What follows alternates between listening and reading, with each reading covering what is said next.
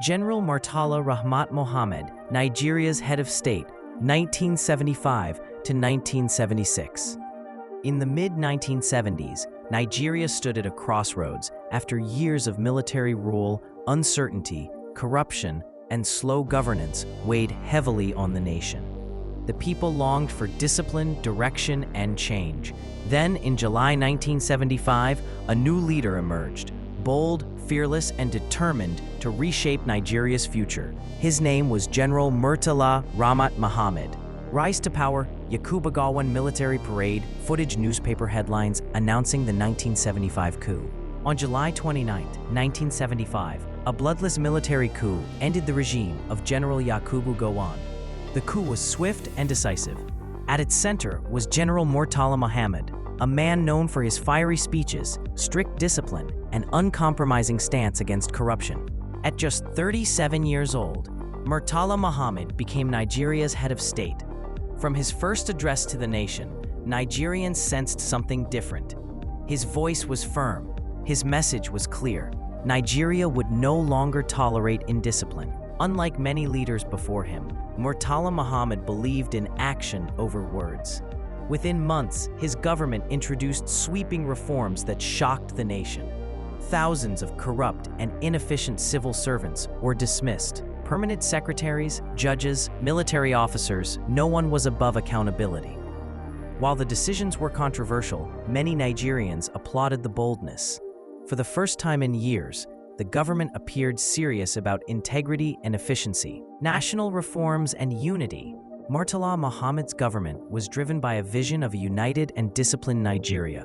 One of his most significant reforms was the creation of new states, bringing governance closer to the people and strengthening national unity. He also approved the relocation of Nigeria's capital from Lagos to a more central location, Abuja.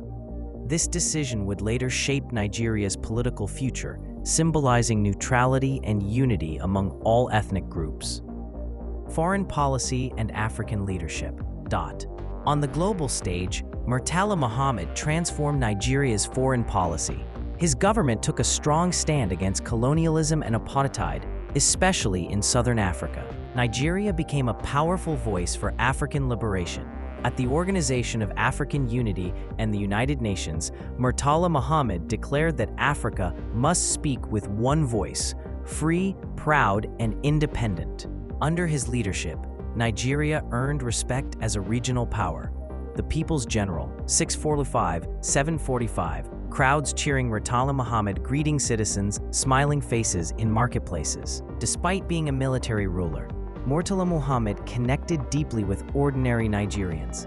He rejected luxury, reduced government excesses, and demanded discipline from both leaders and citizens. To many, he was not just a head of state, he was the people's general.